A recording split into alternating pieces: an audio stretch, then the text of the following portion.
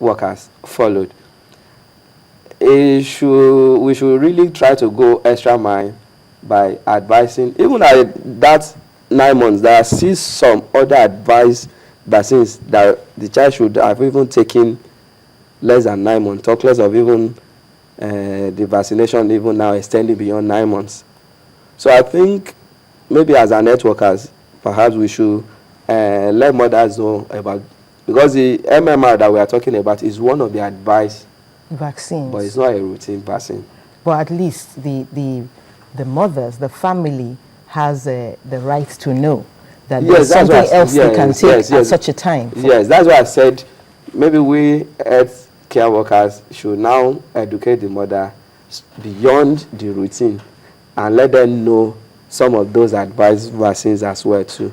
Because even if you look at even our routine schedule, it did not bring into it the booster doses. Yes. Because some of the vaccines everybody knows that you know you don't refuse a polio dose once your child is below 5, because of the campaign. But it's not polio alone that you actually needed to boost. That's what we are seeing now. Because like the second dose of measles that we are talking about now is assumed that it's more like a booster dose. Okay. Prior to school entry, usually between 4 to 6 years, the child needs a booster dose of DPT. So which means that... Did you say 4 to 6 years? Yes. So which means that DPT immunization in real sense did not end. It's not complete. Did not at end the baby stage. At 14 weeks. Okay. As we have in the schedule. So almost all the routine doses have advisory doses that you should take later on in life. Well, I don't know whether we should call it advisory doses, but at least as a booster dose that they have to take, because the vaccine itself is a routine. So all what we just needed to do is just modify our immunization schedule. Besides the enlightenment, even if it's not going to be sponsored, at least the enlightenment will go a long way. Or the other option could have been, if you have a proper school health program, since 4 to 6 is about the school entry, so it could just be part of the school entry. The requirements, yes. No, it might not even be part of the requirement. Since children don't take it routinely in our environment, so the school health program could just inculcate it as one of the procedure that pupil will undergo at the school entry. Okay. Because definitely the child will not have had. So it's like maybe let's assume this school A that has a school health program. Just a minute, doctor. I believe a call is coming in. Hello. Hello. Yeah, this is Olayinka from Oshobo. Hello. I believe this is Olayinka from Ogun State. Could we hear your question or your comment? Osun State.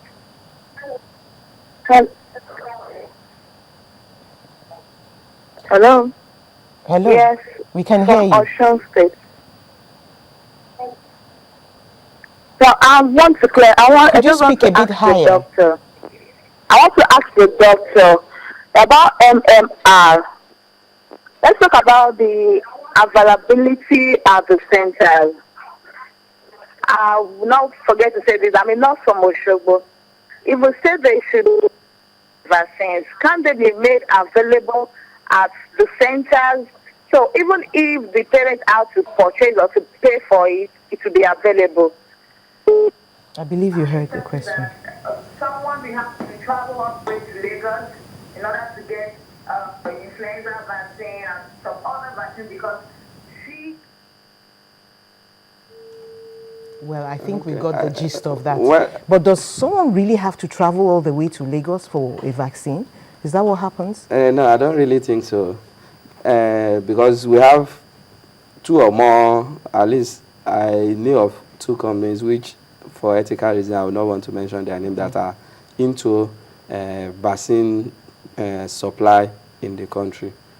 So those vaccines are readily available, and I'm sure they are definitely must have covered beyond Lagos State. Okay. Definitely. So I think all what's just needed is a kind of collaboration between them and that pharmaceutical company. Then there's a second part, or rather the first part of the question, which he asked, okay, that whether the vaccines can be made available in those centers. Even if they have to buy. You see, that now is the policy of that health institution. Don't forget that to buy those vaccines and keep.